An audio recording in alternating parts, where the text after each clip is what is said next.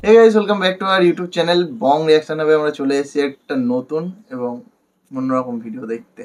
আর আমার সঙ্গে রয়েছে রিয়া আর রাজীব। আর সত্যি অন্যরকম ভিডিও। এখন তো আমরা একটা অন্যরকম ভিডিওই অবশ্য দেখছি। তো আজকে দেখবো বাংলাদেশের এত মুভি দেখেছি, তো বাংলাদেশের মুভিতে আমাদের ভারতের অভিনেতা অভিনেত্রী একদম মানে তারা অ্যাক্টিং করেছে, তো সেগুলো দেখবো কি কি মুভি যেখানে তারা অ্যাক্টিং করেছে, পুরোনো মুভি থেকে শুরু করে এখনকার মুভি অবধি। হ্যাঁ, তো যাই হোক চলো বেশি দেরি না করে এরকম একটা ইন্টারেস্টিং ভিডিও জন্য ওয়েট করা যাচ্ছে না, দেখে নিই। তো দেখে নিই।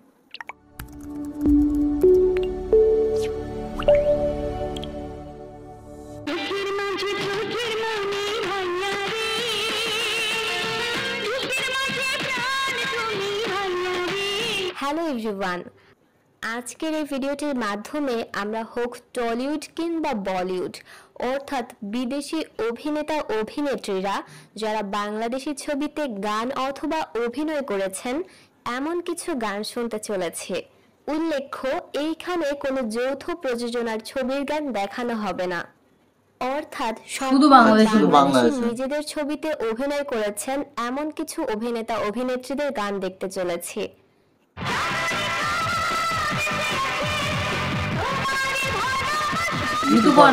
এবং এই ভিডিওটিতে বর্তমান সময়ের নতুন কিছু গান এবং তৎকালীন পুরনো কিছু গান দেখানো হবে। তো চলুন ভিডিওটিতে একটি লাইক দিয়ে ভিডিওটি দেখা শুরু করি।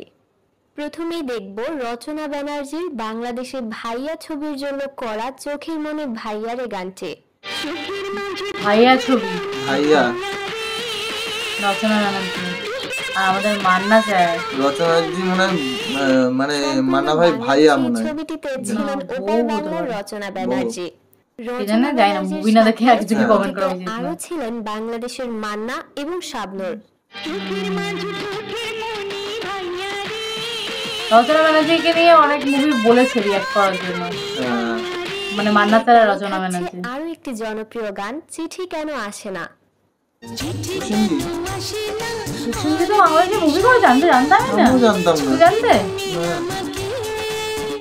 রুনা লায়লার কণ্ঠে গাওয়া প্রিয় শত্রু ছবিটিতে ছিলেন দিতি এবং প্রসেনজিৎ।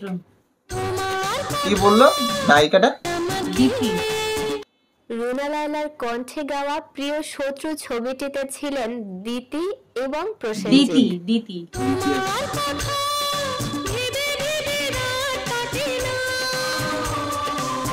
এরপরই থাকছে প্রচন্ড ফেমাস সাগরিকা বেঁচে আছে গানটি।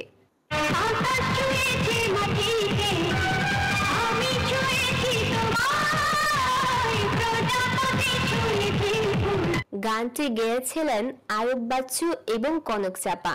সাগরিকা ছবিটিতে ছিলেন বাংলাদেশের হেলাল খান, আমির খান এবং হুমায়ুন ফরিদি সহ ওপার বাংলার ঋতুপর্ণা।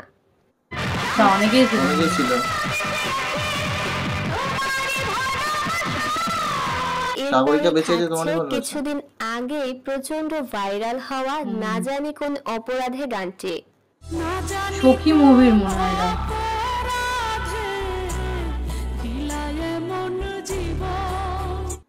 বাংলাদেশের সত্তা ছবিটিতে সত্তা ভুল করে সখী বলে পাওলিদাম।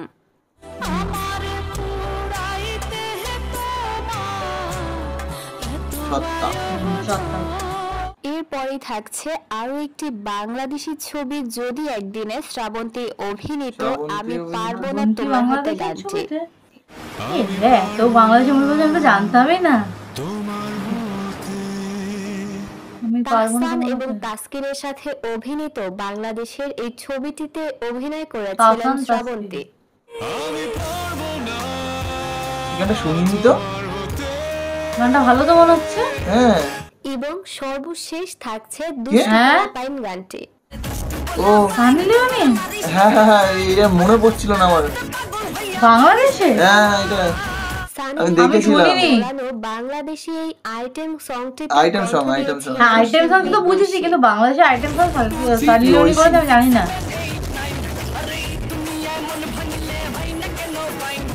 আজকের ভিডিও এইখানেই শেষ করছি। এই ভিডিওর আরো কয়েকটি পর্ব দেখতে চাইলে অবশ্যই কমেন্ট করে জানাবেন। সানি লিওনের এই আইটেম সংটা আমি শুনেছিলাম, মানে গানটা শুনেছিলাম আমি, কিন্তু এটা কোন মুভি তাই না কোনো মুভির বললো? আমি জানি না, মুভির বলেনি, মুভি তো কিছু বললো না। মানে সিরিয়াসলি আমি জানতাম না সানি লিওনি কোনো আইটেম সং বাংলাদেশে করেছে, মানে না এটা আমি জানতাম না। মাঝে রিসেন্টলি কয়েকদিন আগে আমি মানে যে এখন তো এই বাংলা গানটা নিয়ে বেশি ভিডিও দেখি, তো আমিও দেখি বাট আমি আমাকে সাজেস্ট করেছে, তখন হট করে দেখে একটুখানি দেখেছিলাম, পুরো গানটাও শুনিনি। আমি দেখিনি। আর মানে এটাও আনএক্সপেক্টেড ছিল, প্রসেনজিতের ব্যাপারটা তো জানতামই না যে প্রসেনজিৎ বাংলাদেশে শ্রাবন্তী, আমি জানতাম না সাকিব খান শ্রাবন্তীর একটা বই আছে যেটা বাংলা ইন্ডিয়ার, হ্যাঁ তো যৌথ না টলিউডের বই আছে, সেটা আলাদা ব্যাপার, কিন্তু পুরো বাংলাদেশের মুভি যেতে মানে ইন্ডিয়ান অ্যাক্টররা করেছে। প্রসেনজিতেরটা তো আমি জানি ওটা আনএক্সপেক্টেড ছিল। তারপর ঋতুপর্ণাটা জানতাম, রচনা ব্যানার্জিটা জানতাম, রচনা ব্যানার্জি এরা বাংলাদেশের মুভিতে বই করেছে, এটা আমরা অনেকে কমেন্ট করেছিল, সেটাতেও দেখেছি। একটা তো ঋতুপর্ণাকে নিয়ে মুভিতে আমরা রিঅ্যাক্ট করেছি, তো সেটা তো কিন্তু এটা মান্না ভাইয়ের এটা, তো যেটা জানতাম না। ভালো লাগলো, এরকম ইন্টারেস্টিং ইনফরমেশন ভিডিও দেখতে বেশ ভালো লাগে। কিন্তু মানে আমরা ভাবলাম হয়তো মানে আমরা এটা জানতে যে বাইরের দেশে মানে কি বলে আমাদের সাকিব ভাইয়া তো আমাদের ইন্ডিয়া দেশে মুভি করছে, প্যান ইন্ডিয়া মুভি করছে, এখন তো হচ্ছে আমাদের ইন্ডিয়ার কিছু অভিনেত্রী করেছে, বাট অভিনেতাও যে বাংলাদেশে গিয়ে অ্যাক্টিং করেছে সেটা মানে নায়কদের মধ্যে তেমন কাউকে দেখালো না সেরকম, শুধু প্রসেনজিৎকে দেখিয়েছে। প্রসেনজিৎ আই থিংক গেছে, আরো হয়তো অনেকে আছে আমাদের অজানা, হ্যাঁ হতে পারে আমাদের অজানা, বা এই ভিডিওতে দেখায়নি, হয়তো অন্যরকম আরো ভিডিও থাকবে তো সেখানে দেখাবে। অল্প সংখ্যকই এখানে ক্লিপ দেখিয়েছে, কিছু ছোটর উপরে শেষ করেছে, বাট ভালো লাগলো। এই ধরনের জিনিস দেখতে বেশ ভালো লাগে, ইন্টারেস্ট পাই আসলে হচ্ছে আমরা, কারণ কিছু ইনফরমেশন গ্যাদার করা যায়। মুভি নিয়ে কারবার, এইসব নিয়ে যখন কারবার করি অ্যাক্টর অ্যাক্ট্রেস তাদের ব্যবসায় জানতে তো হবে না একদম। আবার না হলে এই বং রিঅ্যাকশন আর 2.0 এর মতন এসে কেউ কমেন্ট করে তোমরা কিছু জানোই না, তো যাই হোক সেটা দেখতে হলে বং রিঅ্যাকশন আর 2.0 চলে যাও। আর হ্যাঁ সবাইকে বলছি যারা যারা এখনো নতুন আছে চ্যানেলে, আমাদের বং রিঅ্যাকশন আর 2.0 নতুন একটা চ্যানেল খুলেছি, চ্যানেলের ব্যাপারে এখনো জানো না তো এই চ্যানেলের হোম পেজে চ্যানেলটা দেওয়া আছে, ওখানে গিয়ে কিন্তু দেখতে পারো। ওখানে আমরা বিভিন্ন গানের উপরে রিঅ্যাকশন দিচ্ছি, কোক স্টুডিও বাংলার গানের উপরেও রিঅ্যাক্ট করেছি আমরা, তো বিভিন্ন গানের উপরে রিঅ্যাকশন দিচ্ছি।